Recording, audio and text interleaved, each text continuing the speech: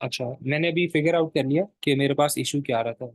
Issue ये आ रहा था कि जब मैंने स्नोड की क्लास बना ली, उसके बाद मैं इसको जब इस्तेमाल करूंगा तो ऐसे ही इस्तेमाल नहीं करूंगा, मुझे एक्चुअली फिट रीसैम्पल का फंक्शन इस्तेमाल करना है इसके अंदर।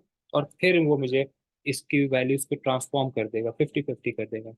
अब अगर मैं यहाँ पे लिखूँ डॉट फिट रीसैम्पल, ठीक है। अब मैंने यहाँ पे डॉट फिट रीसैम्पल का फंक्शन इस्तेमाल किया स्नोड के अंदर। मैंने इसको पास किया है एक्स और वाई, इनको ट्रांसफॉर्म करेगा। ट्रांसफॉर्म करके मैंने यहाँ पे उसको जो है यहाँ पे जो है मैंने एक्स मोड और वाई मोड के दो वेरिएबल्स में स्टोर करा लिए हैं तमाम वैल्यूज। मैं इसको पहले रन करा लेता हूँ और फिर नेक्स्ट में जाके न्यू सेल के अंदर एक्स मोड की वैल्यू को प्रिंट कराता हूँ। एक्स मोड को अगर मैं प्रिंट कराऊँ तो कोई कुछ कह रहा है तो बताए। तला, आपने हैंड रेस किया था, क्या कह रहे थे आप? यार वो बाय मिस्टेक हुआ। अच्छा, यार और ये कोई फिर। जरा ऊपर वाले सेल में जा, जरा कोड देखने दे बोला, रीसैंपल वाला। एक सेकंड दिया मुझे, मैं यहाँ से जो है, ठीक है, अब मैं स्टार्ट करता हूँ। अगर किसी को अपने आप को कोई सवाल पूछना हो तो फिर वो पहले यहाँ से रिक्वेस्ट भेजेगा, फिर जाके अनम्यूट होगा। अच्छा, अब मैं ये बता रहा था कि जब हमने एक्स मोड को कन्वर्ट कर लिया, एक्स अपने एक्स और वाई को एक्स मोड और वाई मोड के अंदर, तो मैं यहाँ पे एक और चीज़ दिखा दूँ। पहले हमारा जो ओरिजिनल डेटा फ्रेम था उसके अंदर ऑलमोस्ट हमारे पास थी, मैं तो अपने ओरिजिनल डेटा फ्रेम की अगर आपको शेप दिखाऊं तो हमारे पास 8000 रोज थी। जब मैंने इसको ट्रांसफॉर्म किया यहाँ पे स्मोट का फंक्शन लगा के, तो मेरे पास रोज भी इंक्रीज हो गई, 11248 हो गई हैं। तो हमने एक सिंथेटिक यानी कि डेटा सेट को क्रिएट किया है। उस सिंथेटिक डेटा सेट का फायदा क्या हुआ हमारे पास, कि हमारे पास जो वाई स्मोट है यानी कि हमारा जो टारगेट वेरिएबल है, अब उसकी जो परसेंटेज ऑफ वैल्यूज होगी 50-50 होगी। अब हमारा जो मशीन लर्निंग मॉडल है उसको बराबर की वैल्यूज हम प्रोवाइड करेंगे, यानी कि 50% हमारे पास ऐसे पेशेंट्स हैं कि जिनको हार्ट अटैक रिस्क है, और 50% ऐसे पेशेंट्स हैं कि जिनको हार्ट अटैक रिस्क नहीं है। तो हमारे पास इक्वल रिप्रेजेंटेशन होगी दोनों क्लासेस की। जब इक्वल रिप्रेजेंटेशन होती है तो आपका जो मशीन लर्निंग मॉडल है वो अच्छा परफॉर्म करता है, अच्छे उसके रिजल्ट्स आपको मिलेंगे, प्रोडिक्शंस मिलेगी। मैं यहाँ पे अगर इस कोड सेल को रिमूव करूँ और आपको वापस लेके चलूँ, यहाँ पे एक्स वॉइस मोड की हमने जो है ना वो करनी है। क्या करनी है, हमने उसकी वैल्यू काउंट्स को एक दफा व्यू करते हैं। पहले हमारे पास 65 और 35 थी, अगर किसी को याद हो तो हमने ऊपर चढ़ के देखा था। अब मैं इस वॉइस मोड की जो ट्रांसफॉर्म हो चुका है इसके वैल्यू काउंट्स को चेक करता हूँ और देखता हूँ कि इसके अंदर वैल्यू काउंट्स कितने हैं। वैल्यू काउंट्स, और अगर किसी को याद हो तो हमने नॉर्मलाइज इक्वल ट्रू ये पैरामीटर पास किया था, उसकी वजह से हमारे पास जो थी परसेंटेज के अंदर तमाम वैल्यूज शो होना शुरू हो गई थी। तो नॉर्मलाइज इक्वल्स टू ट्रू का फंक्शन इस्तेमाल करूंगा। अब आपको दिखा रहा है 0.5 0.5 0.5 का मतलब 50% ये वाली वैल्यूज है, 50% ये वाली वैल्यूज, इसको मल्टीप्लाई बाय 100 करूंगा तो ये मुझे वो परसेंटेज के वैल्यूज दिखाना शुरू कर देगा। 50% ये वाली क्लास हो गई, 50% ये वाली क्लास हो गई। मैं इसको एक दफा थोड़ी देर के लिए रिमूव करता हूँ, ठीक है। और मैं यहाँ पे इसको स्टोर करा देता हूँ वैल्यू काउंट्स के अंदर, ठीक है। और मैं इसको विजुलाइज करूंगा ताकि आप सबको एक नाइस रिप्रेजेंटेशन भी हो कि हमारे पास जो थी 50-50, अब हमारे पास क्लासेस की वैल्यूज हैं। तो मैं यहाँ पे लिखूंगा, और मैं यहाँ पे लिखूंगा पाई प्लॉट क्रिएट करूंगा, PLT डॉट पाई, और मुझे इसके अंदर पास क्या करनी है, वो वैल्यू काउंट्स को पास करना है। और मुझे यहाँ पे इसके अंदर लेबल्स दे लेता हूँ। मैं इसके अंदर दो लेबल्स हैं मेरे पास, एट रिस्क और नॉट एट रिस्क, ठीक है। एट रिस्क है और मेरे पास दो दूसरी वैल्यू क्या है, नो रिस्क, ठीक है। तो ये मेरे पास दो वैल्यूज हैं। और लास्टली मैं इस वैल्यू काउंट्स के अंदर, क्योंकि मैंने जैसे बताया था नॉर्मलाइज इक्वल ट्रू क्या करता है, आपकी जो वैल्यूज है उनको परसेंटेज में शो कराता है। मुझे वो टोटल काउंट चाहिए जब मैं पाई प्लॉट बनाऊंगा। तो मैं यहाँ से इसको थोड़ा सा चेंज करके यहाँ पे करता हूँ, और मैंने यहाँ पे इक्वल नहीं डाला तो इक्वल डाल के लास्टली PLT डॉट शो का फंक्शन। अब देखो मेरे पास 50-50% वैल्यूज आ रही हैं। अगर मैं थोड़ा सा ऊपर जाऊं, टास्क 4 अगर किसी ने किया हो तो उसको याद आएगा कि जब हमने पाई चार्ट क्रिएट किया था अपने हार्ट अटैक रिस्क कॉलम का, तो हमारे पास इस तरह से करके पाई चार्ट बना था। हमारे पास 65% वैल्यू जो थी ऐसी थी जो कि नो रिस्क था, यानी कि ऐसे पेशेंट्स जिनको कोई हार्ट अटैक रिस्क नहीं है, और 35% आपके पास ऐसे लोग थे जिनको रिस्क था। हाँ, और ये हमारे लिए एक इशू था, हमारे पास डेटा सेट में इम्बैलेंस बहुत ज़्यादा है। हमने इसको ट्रांसफॉर्म कर लिया। अब ट्रांसफॉर्म करके हमारे पास 50-50 आ गई हैं तमाम वैल्यूज। तो अब हम इसके अंदर जो है इजीली मशीन लर्निंग के मॉडल्स को अप्लाई कर सकते हैं। किसी का कोई सवाल हो अगर यहाँ तक तो मैं पूछ ले मेरे से। मैं यहाँ से आप सबको रिक्वेस्ट दे देता हूँ कि अपने आप को अनम्यूट कर सकें। ठीक है। अच्छा, इकराम आपको समझ आ गई यहाँ तक जो मैंने कहा है?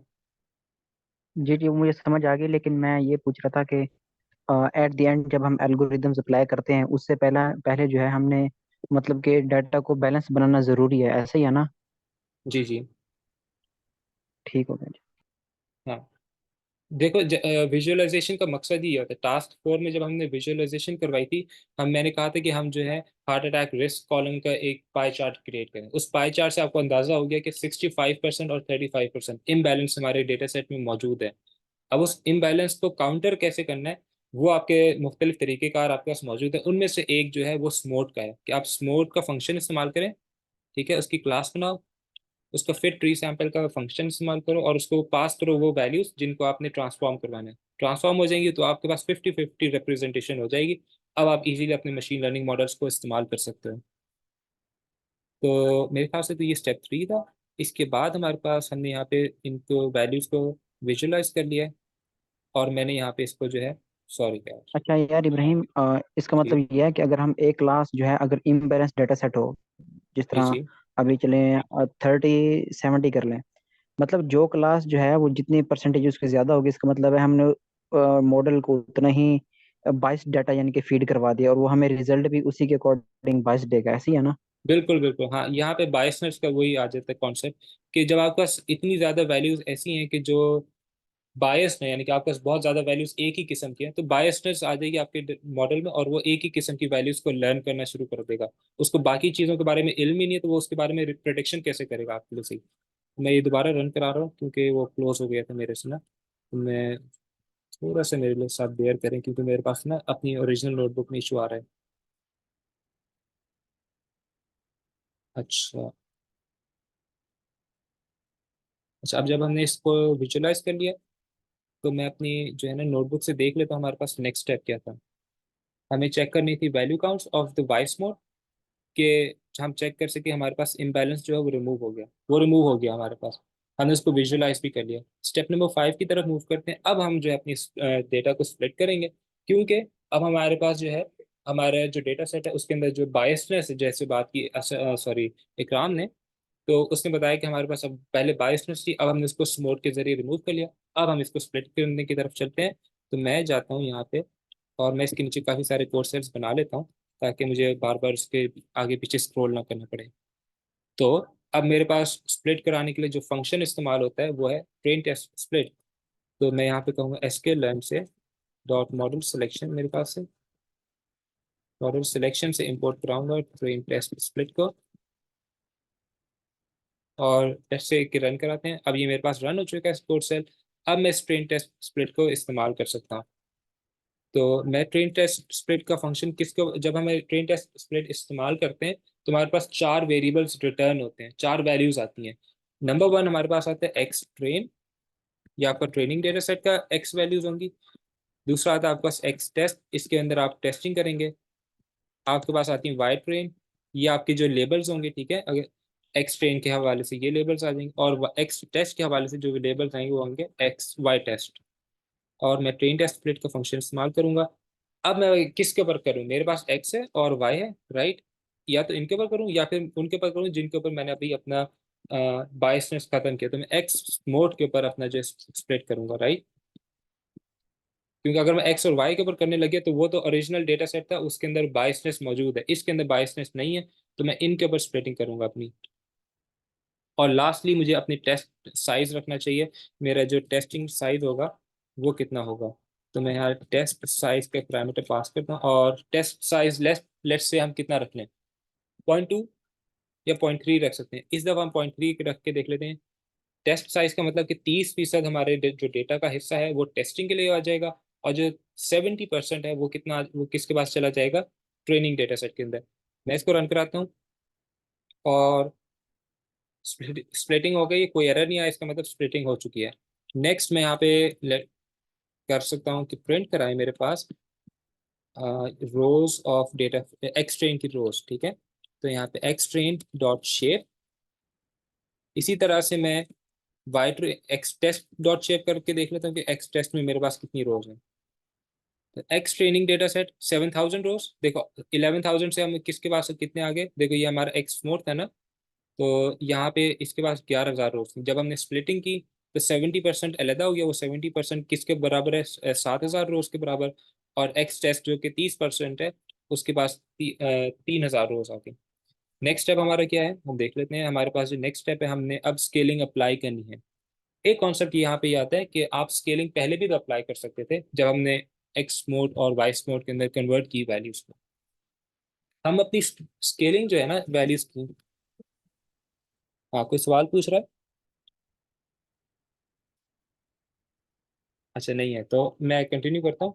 मैं ये बता रहा था कि हमारे पास जो स्केलिंग ऑफ वैल्यूज है, ठीक है, जब हम स्प्लिटिंग कर लेते हैं तब हमें अप्लाई करनी चाहिए। It is a better practice. उससे पहले भी की जा सकती है, लेकिन मैं उसका एनालॉजी देता हूँ कि अगर आप स्प्लिटिंग से पहले अपने डेटा सेट के ऊपर स्केलिंग अप्लाई करते हो, तो आपके पास पहले डेटा सेट क्या है, ये है ना एक्स मोड, आपके पास ये स्प्लिटिंग से पहले का डेटा सेट मौजूद है। इसके पास 11000 की 11000 रोज हैं।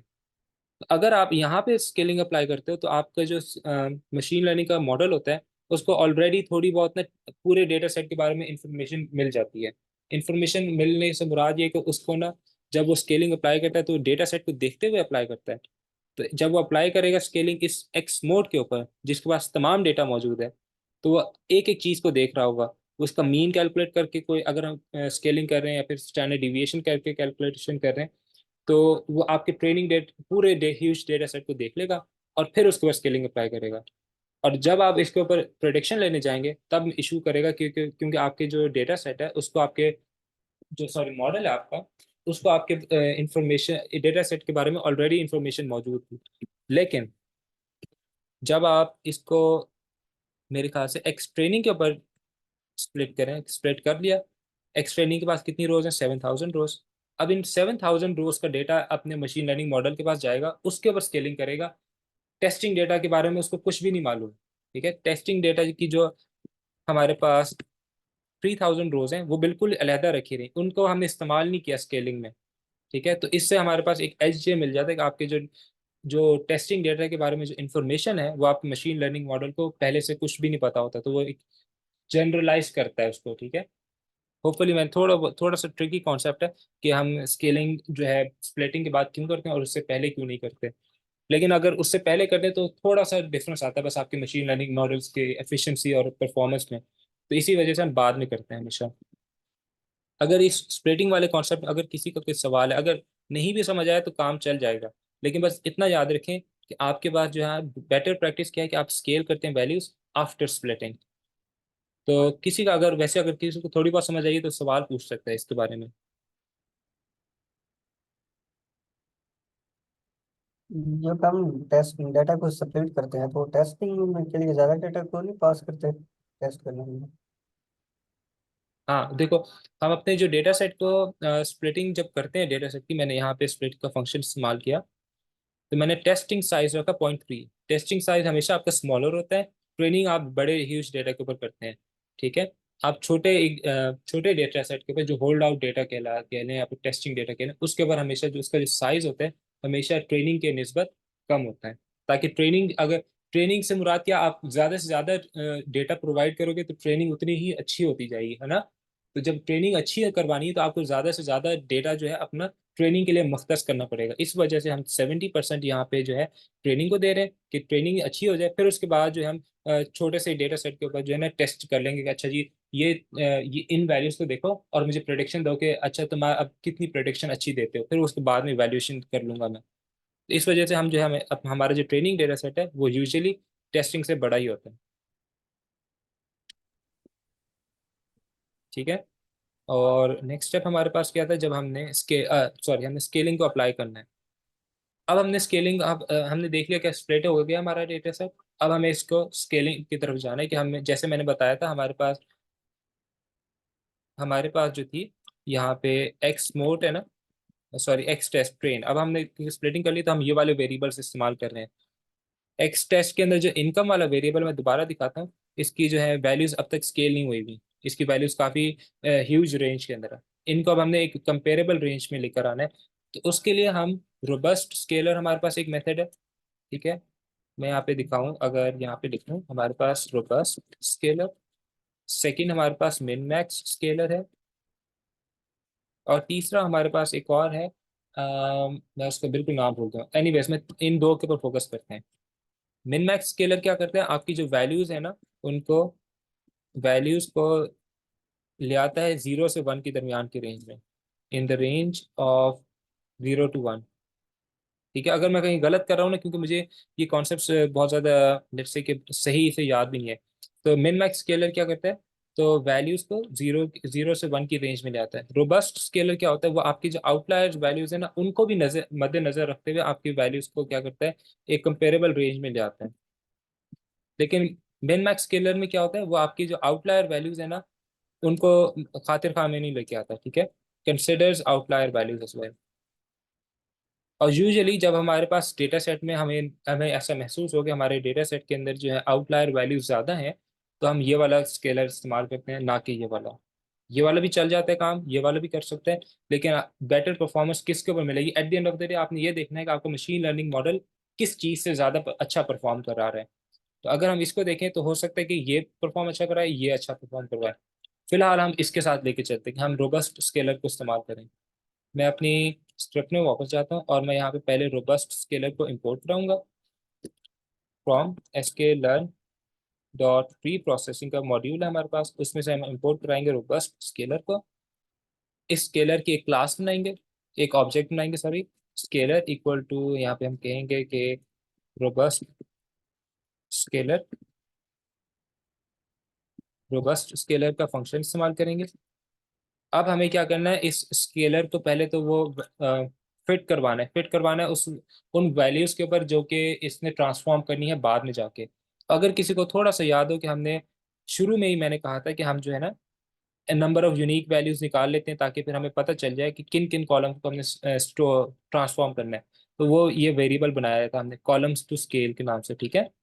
इस कॉलम्स टू स्केल के अंदर ये तमाम कॉलम्स के नाम रखे हुए हैं कि जिनको मैंने स्केल करवाना है। तो मैं वापस जाता हूँ अपनी स्क्रिप्ट में, मैं जो अपना स्केलर है उसको किसके ऊपर फिट कराऊंगा, स्केलर डॉट फिट एक्सट्रेन। और एक्सट्रेन में से भी किन कॉलम्स के ऊपर फिट करें, क्योंकि देखो एक्सट्रेन के पास ये वाले कॉलम्स हैं, ठीक है, इसके पास 48 कॉलम्स है, ये तमाम डेटा सेट मौजूद है। हमें इन कॉलम्स की वैल्यूज को फिट नहीं करवाना, क्योंकि इनको चेंज ही नहीं करना हमने। फिट करवाऊंगा मैं सिर्फ और सिर्फ उन कॉलम्स के ऊपर जिनको मैंने देखा था कि उनकी जो वैल्यूज है काफी ज्यादा इंक्रीज हो रही है, तो कॉलम्स टू स्केल, ठीक है। ये कॉलम्स टू स्केल, उसके अंदर एज और ये वाले जितनी भी वैल्यूज होंगी, और हमें उसके ऊपर क्या करा देंगे, फिट करा देंगे।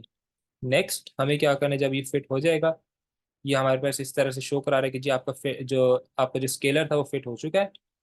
अब हमें क्या करना है, अब हमें अपनी वैल्यूज को ट्रांसफॉर्म करना है। तो हम वापस जाते हैं अपनी स्क्रिप्ट में, हम कहते हैं एक्स ट्रेन, किन कॉलम्स को ट्रांसफॉर्म कराना है, इन्हीं कॉलम्स को जो है हमारे कॉलम्स टू स्केल, ठीक है। अब इनको ट्रांसफॉर्म कराना है ना, तो मैं स्केलर से कहूंगा, अब आप फिट कर लिया इसने, तो स्केलर डॉट ट्रांसफॉर्म कर दे। ट्रांसफॉर्म किसको करे, इसी वैल्यू को, है ना। तो स्केलर क्या करेगा, ट्रांसफॉर्मेशन अप्लाई करेगा एक्स ट्रेन के इन कॉलम्स के ऊपर, और वापस स्टोर करा देगा उन वैल्यूज को। जब ट्रांसफॉर्म कर देगा तो उन्हीं वैल्यूज को इन कॉलम्स के अंदर वापस स्टोर करा देगा, ठीक है। अगर मैं इसको रन करूं, अब मैं एक्स ट्रेन को प्रिंट कराता हूँ, आप देखोगे कि जो रेंज ऑफ वैल्यूज है वो चेंज हो गई है। एज जो है वो 0 से 1 के दरमियान आ गई है, कोलेस्ट्रॉल भी 0 से 1 के दरमियान है। अगर मैं यहाँ पे इनकम का कॉलम लूँ, तो इसकी भी वैल्यूज जो है 0 से 1 के दरमियान आ चुकी हैं। तो अब हमारी जो वैल्यूज हैं एक लोअर रेंज ऑफ वैल्यूज के अंदर, अब हमारा जो मशीन लर्निंग मॉडल है उसको पता, किसी एक फीचर को, किसी एक कॉलम को ज्यादा इंपॉर्टेंस नहीं देगा, ठीक है। अगर किसी को यहाँ पे इशू हो, मुश्तबा आपको समझ आ गई मैंने क्या किया यहाँ पे, मुश्तबा है हमारे पास। देखो बराबर कर क्या कहा आपने, दोबारा बोला। ये मौजूद अच्छा, इसका माइक का आवाज इशू है आ रही तो। है? हाँ, अब आ रही है आवाज।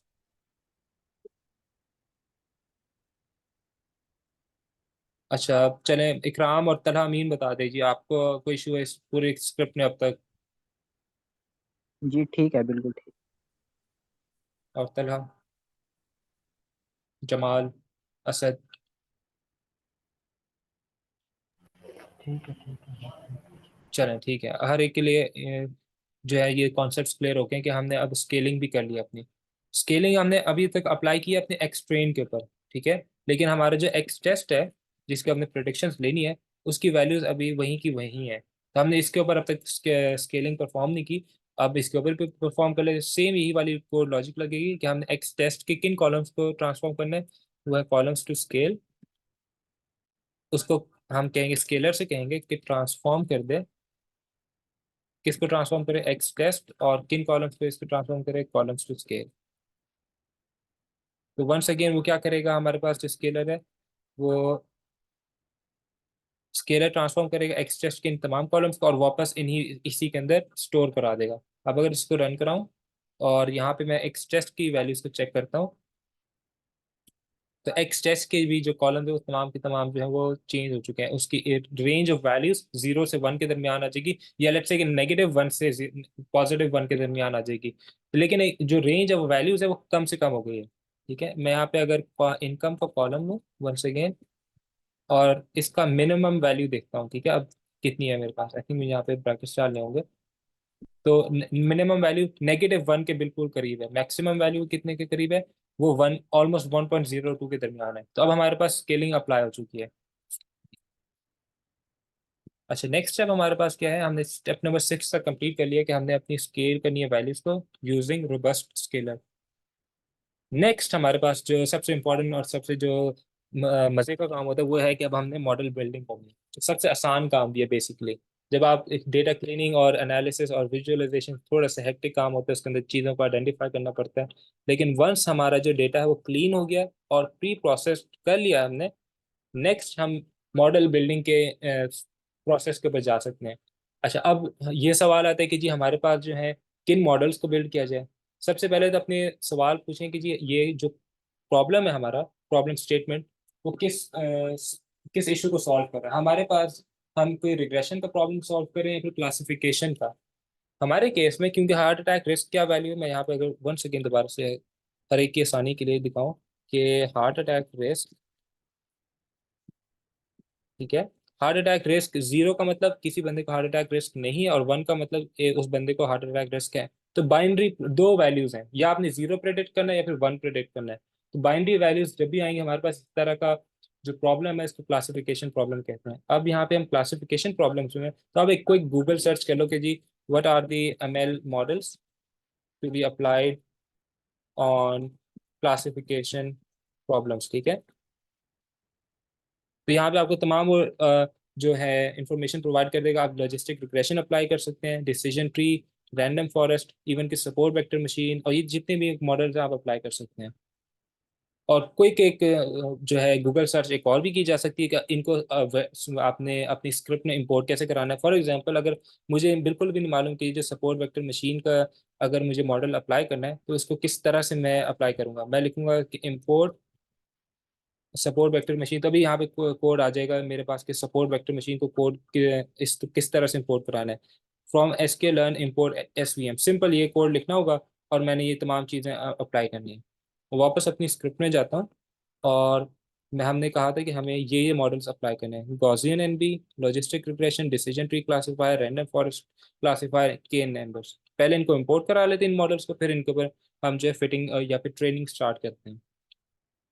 तो यहाँ पे sklearn डॉट नाइव बेस एक मॉडल है, एक सॉरी मॉड्यूल है, उससे हम इंपोर्ट कराते हैं गॉसियन गॉसियन एनबी। एक है हमारे पास from sklearn dot linear model, उससे हम इंपोर्ट कराएंगे लॉजिस्टिक रिग्रेशन, ठीक है। लॉजिस्टिक रिग्रेशन हमारे पास आ जाएगा। सेकंड हमें क्या चाहिए, sklearn से हमें हमारे पास डिसीजन ट्री क्लासिफायर, तो हमें है चाहिए sklearn dot trees. I think trees से हमें इंपोर्ट कराना है डिसीजन ट्री क्लासिफायर, ये मेरे पास यहाँ पे मुझे शो भी कराए, डिसीजन ट्री क्लासिफायर। ओके, मेरे ख्याल से ये शायद ये इंपोर्ट कराने में इशू करे। हाँ, यहाँ पे एक इशू है, मैं देखा ना। अगर आपको नहीं पता है कि भाई ये किस तरह से इंपोर्ट कराना है, तो यहाँ पे आप क्विक गूगल सर्च करें और आपको भी पता चल जाएगा कि किस तरह से इंपोर्ट कराना है। मैं इसको थोड़ा सा नीचे जाऊँ और कोड वाले सेक्शन को देखूँ, तो यहाँ पे मुझे यकीनन मिल ही जाएगा कि किस तरह से यहाँ पे डिसीजन ट्री को कराना है। तो फ्रॉम एसक्यूएल डॉट ट्री है। तो मैं अपने वापस जाता हूँ कोड में। तो ट्रीज नहीं था, एक्चुअली ट्री था खाली। ठीक है, अब मुझे डिसीजन ट्री क्लासिफायर मैंने इंपोर्ट करा लिया, रैंडम फॉरेस्ट चाहिए। तो मैं कहता हूँ एसक्यूएल लर्न डॉट एनसॉम्बलेस, मेरे पास है एनसॉम्बलेस, इंपोर्ट कराना है रैंडम फॉरेस्ट क्लासिफायर। ठीक है, क्लासिफायर, और उसको रन करा तो वंस अगेन मेरे पास है अनसा एस मैंने एक्स्ट्रा डाला। ठीक है, ये रैंडम फॉरेस्ट भी आ गया, और मुझे लास्टली चाहिए के एन नेबर्स। तो वो है फ्रॉम एस के लर्न डॉट, मेरे ख्याल से neighbours, I think neighbours, yes neighbours से इंपोर्ट कराऊंगा ये वाला मॉडल के एन नेबर्स, ये भी मेरे पास से आ जाएगा। के एन के नेबर्स क्लासिफायर। तो देखो इन सब के आगे क्लासिफायर है, क्लासिफायर। इसी तरह के ना आपको मेरे ख्याल से ये भी मिल जाते हैं रिग्रेशन वाले, तो उनको नहीं हमने इंपोर्ट कराना है वर्ड्स। ठीक है, यहाँ पे मेरे पास रिग्रेशन का भी होगा, यस रिग्रेसर। तो क्योंकि ये क्लासिफिकेशन का इशू है, क्लासिफिकेशन प्रॉब्लम है, हम क्लासिफिकेशन वाले तमाम मॉडल्स को ले रहे हैं, रिग्रेशन वाला कोई भी नहीं लेंगे। अब इसको रन कराऊंगा, अब मैं मॉडल बिल्डिंग की तरफ जा सकता हूँ।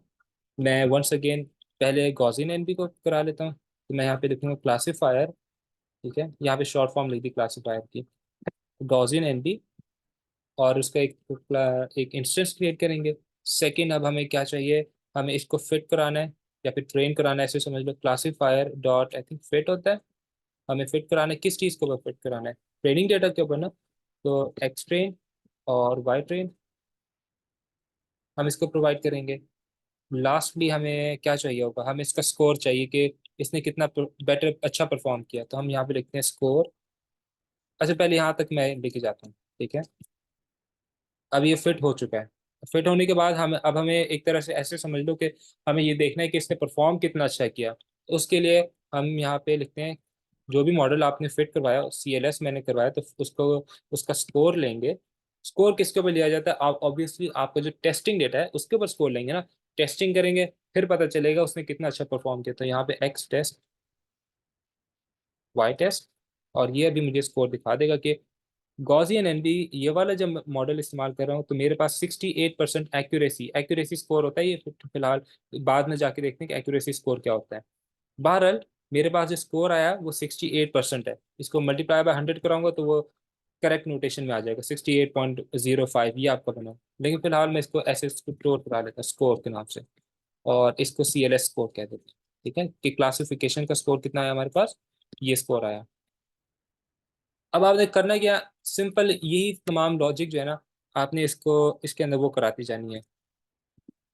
मैं इसको अगर यहाँ पे दोबारा से करूँ, अच्छा इस सबको एक जगह मैंने ले आया ताकि वो मुख्तलिफ जगहों पे ना स्कैटर ना हो। सेकंड, अब हमें कराना है लॉजिस्टिक रिग्रेशन का मॉडल। ठीक है, तो हम सिंपल यहाँ पे कहेंगे LR logistic regression, logistic regression equal to logistic regression, उसका इंस्टेंस क्रिएट करेंगे। हमने जैसे यहाँ पे किया। सेकंड, हम इसको फिट कराएंगे, तो हम कहेंगे LR डॉट फिट कराए, और फिट कराएगा एक्स ट्रेन के ऊपर, सिमिलरली वाई ट्रेन के ऊपर फिट कराएगा। और फिर हमें क्या चाहिए होगा, इसका स्कोर चाहिए होगा। तो हम यहाँ पे बिल्कुल वैसे ही कह लेते हैं स्कोर इक्वल टू, बल्कि LR का स्कोर लॉजिस्टिक रिग्रेशन मॉडल का। हम यहाँ पे इसको अगर मैं यहाँ पे से कॉपी करूँ और इसको यहाँ से करूँ LR डॉट स्कोर। ठीक है, तो बेसिकली एक तरह से हम कॉपी पेस्ट, अगर इसको कॉपी पेस्ट कर लो और यहाँ पे LR लॉजिस्टिक रिग्रेशन चेंज कर लो तो आपका काम चल जाएगा। तो ये इतना आसान है आपके पास मॉडल बिल्डिंग करना। असल जो मेन काम था आपका वो क्या था, आपने अपने डेटा को क्लीन करना है। पहले एक ऐसी फॉर्म में लेके आना है कि जो भी मॉडल आप बिल्ड करें वो आपको अच्छा स्कोर दे, अच्छी तरह से परफॉर्मेंस करे। तो जो हम देख रहे हैं, सॉरी यहाँ पे मैंने कोई चीज़ गलत की है, और सॉरी CLS स्कोर प्रिंट करा रहा हूँ ना कि लॉजिस्टिक रिग्रेशन का। तो लॉजिस्टिक रिग्रेशन का हम देख रहे हैं कि जो स्कोर आ रहा है वो थोड़ा सा बेहतर है इसकी नस्बत। तो ये एक अच्छा कैंडिडेट हो सकता है, क्या मैं इसको इस्तेमाल करूँ। हाँ, किसी का कोई सवाल था?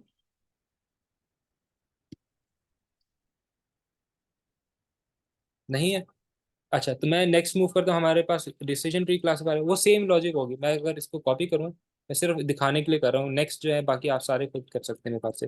डिसीजन ट्री, ठीक है, डिसीजन ट्री क्लासिफायर, और इसको लेट से DTR कह दूँ। और यहाँ पे बस DTR को फिट कराना है मुझे। DTR के ऊपर स्कोर लेना है, और इसको यहाँ से नाम पैरामीटर चेंज कर देना है, तो मुझे DTR का स्कोर चाहिए। अब अगर हम देख लेते हैं डिसीजन ट्री क्लासिफायर के ऊपर स्कोर कितना आ रहा है, वो कम हो गया है, तो 62%। अभी भी हमारे पास जो बेहतर मॉडल कौन सा है, वो लॉजिस्टिक रिग्रेशन का है। तो यहाँ तक जो है, मैं बाकी जो दो मॉडल्स हैं उनको मैं फिट नहीं करवाता। हमारे पास दो बाकी कौन से मॉडल्स हैं, रैंडम फॉरेस्ट का और के नेबर्स का। तो वो हम बाद में आप लोग देख सकते हैं कि जब आप स्कोर लॉजिक को रिपीट करोगे तो वो किस तरह से अप्लाई होते हैं। नेक्स्ट हमारे पास क्या है, ओके, स्टेप नंबर 7 हो गया, ट्रेनिंग हो गई। लास्टली हमें क्या करनी है, प्रोडिक्शन चाहिए अपने मॉडल्स के ऊपर। तो हम प्रोडिक्शन ले लेते हैं। देखो हमने इसके ऊपर फिट किया था ना DTR को, है ना। तो लेट्स, मैं बल्कि क्योंकि अभी तक मैं देख रहा हूँ कि लॉजिस्टिक रिग्रेशन है मेरे पास, अच्छा मॉडल है ना, LR। तो इसके ऊपर अब इसको कहें प्रिडिक्ट, ठीक है, प्रिडिक्टर है। किसके ऊपर प्रिडिक्शन लेगा, ऑब्वियसली X टेस्ट और Y टेस्ट। अब आपको प्रिडिक्शंस भी दे देगा कि हमारे पास क्या क्या टेस्ट पे प्रिडिक्शंस आ रही है। मैंने कुछ चीज़ गलत की है इसके अंदर।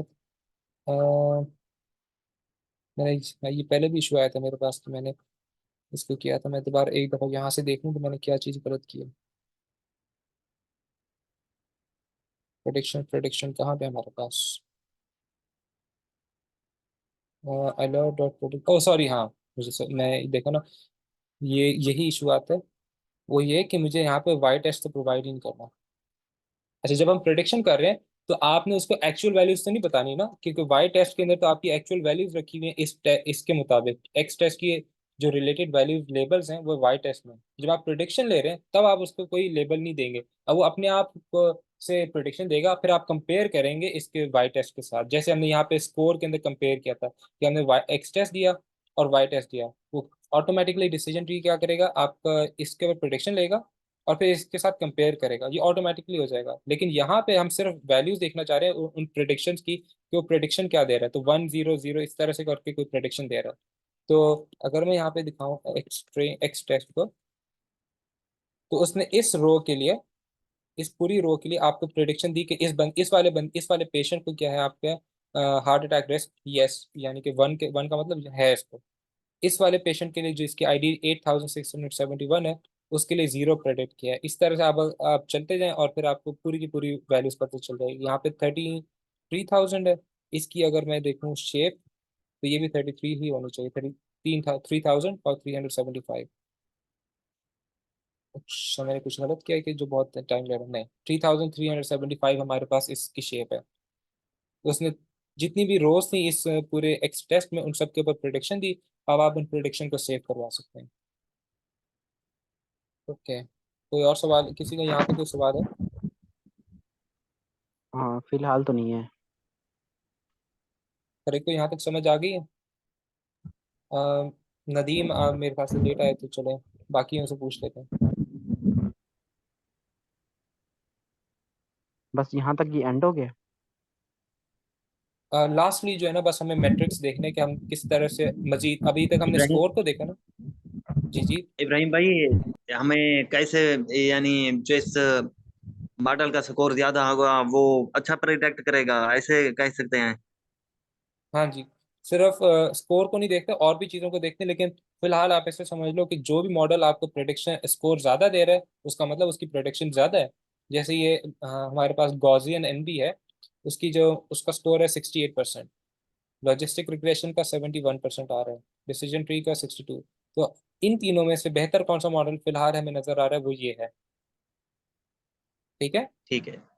और भी ठीक है। बहुत सारी चीज़ें चीज़ें आती हैं। हो सकता है कि मैंने यहाँ पे थोड़ी सी अगर इसके पैरामीटर्स चेंज करूँ ना, कि मैक्स डेप्थ्स और इस तरह से करके कुछ चीज़ें होती हैं इसके अंदर, तो उनको अगर चेंज करूँ, उनके पैरामीटर्स को स्पेसिफाई करूँ, तो हो सकता है कि इसकी परफॉर्मेंस बेहतर हो जाए। लेकिन किसी पैरामीटर ट्यूनिंग के बगैर अगर मैं देख रहा हूँ कि उस वक्त वक्ती तौर पे मुझे ऐसा लग रहा है कि मेरे पास जो अच्छा मॉडल है वो है लॉजिस्टिक रिग्रेशन का। मेरे पास टाइम बहुत ही थोड़ा है। कि कोई सवाल तो बताएं। ऐसा नहीं है। तो लास्टली हमें ना कुछ मैट्रिक्स होते हैं, जैसे फ्रॉम मैं यहाँ पे कहूँ sklearn डॉट मैट्रिक्स, हमें इंपोर्ट कराने होते हैं कुछ मैट्रिक्स। यहाँ पे हम एक्यूरेसी स्कोर, ठीक है, जैसे स्कोर मैंने बताया ना कि ये स्कोर हमें बताता है कि कितना अच्छा किस मॉडल ने प्रेडिक्ट किया, इसी तरह से ये एक्यूरेसी स्कोर हमें ये बताता है कि कितना अच्छा प्रेडिक्ट किया।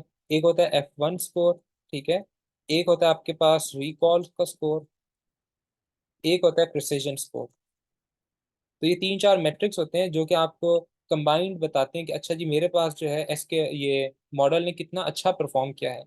मैं यहाँ पे अगर इसको थोड़ी देर के लिए कम, क्योंकि मेरे पास टाइम बहुत थोड़ा है, मैं आप लोगों को सिर्फ और सिर्फ ना ये एक चीज़ यहाँ पे दिखाना चाहता हूँ कि मॉडल के प्रिडिक्शंस क्या आती हैं। ठीक है, तो जैसे ही ये रन हो जाता है ना, यहाँ पे एंड पे जाके तमाम चीज़ आएंगी।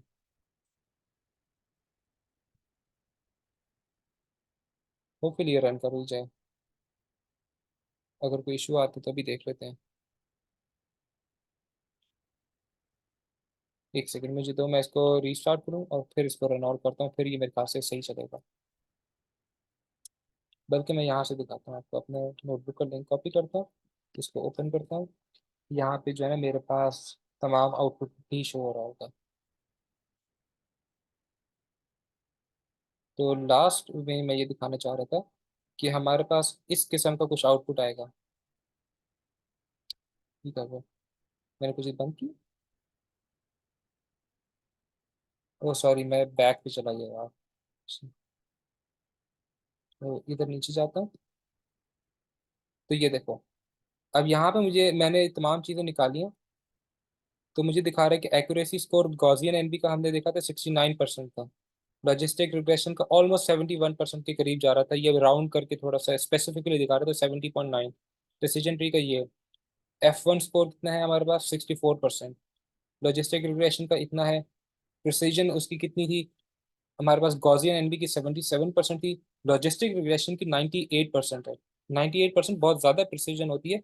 इसका मतलब ये है कि लॉजिस्टिक रिग्रेशन में कोई ओवर फिटिंग हो गई है हमारे पास, तो ये बहुत ही अच्छा स्कोर देने लग गया। बहुत अच्छा स्कोर आ जाए इसका मतलब कहीं ना कहीं आपने ओवर फिटिंग की है। ठीक है, हमेशा कभी भी 100% के करीब कोई वैल्यू आती है तो इसका मतलब ओवर फिटिंग हो रही है। तो हमारे पास 92 ये एक अच्छा स्कोर होता है, लेकिन 98% बहुत ही अच्छा स्कोर है। इसका मतलब है कहीं too good to be true, ऐसे समझ लो। ये बहुत ही अच्छा स्कोर है, इसका मतलब ओवर फिटिंग है। रिकॉल का स्कोर सबसे कम है हमारे पास लॉजिस्टिक रिग्रेशन का। रिकॉल का मतलब उसने रिमेंबर कितना किया। फर्ज करें आपसे कोई चीज़ पूछी, आपने उसका जवाब दिया और फिर दोबारा से पूछी तो आपको याद भी रही वो चीज़ या नहीं, तो रिकॉल का स्कोर ये होता है। F1 क्या करता है, ये एक्यूरेसी और प्रिसीजन को दोनों को मिला के एक स्कोर बनाता है और उसका एक बैलेंस क्रिएट करता है इन दोनों के दरमियान। एक्यूरेसी ऐसे समझ लो कि आपने टोटल वैल्यूज कितनी सही प्रोटेक्ट की हैं, कि फर्ज करो आपके पास 100 वैल्यूज थी, आपने उन 100 में से कितनी वैल्यूज को सही प्रोटेक्ट किया। जबकि प्रिसीजन ये होता है कि मेरे ख्याल से कि अगर आपने कोई चीज़ प्रेडिक्ट करे वो सही निकली या नहीं, सिर्फ एक वैल्यू करके, एक एक वैल्यू करके। तो थोड़ा सा सटल डिफरेंस है एक्यूरेसी और प्रिसीजन में। अगर आप कोई गूगल सर्च करेंगे तो आपको पता भी चल जाएगा। हम अच्छा मैं ना तो एक न्यू मीटिंग लिंक सेंड कर देता हूँ ताकि मैं ये दिखा दूँ कि ये किस तरह से शो होता है। ठीक है, उसको हम रिकॉर्ड नहीं करेंगे, इस वाली को हमने रिकॉर्ड कर लिया तो यहाँ तक काफ़ी होगा। बाकी ये नोटबुक का लिंक मैं आप सबके साथ शेयर कर दूंगा ताकि हर किसी को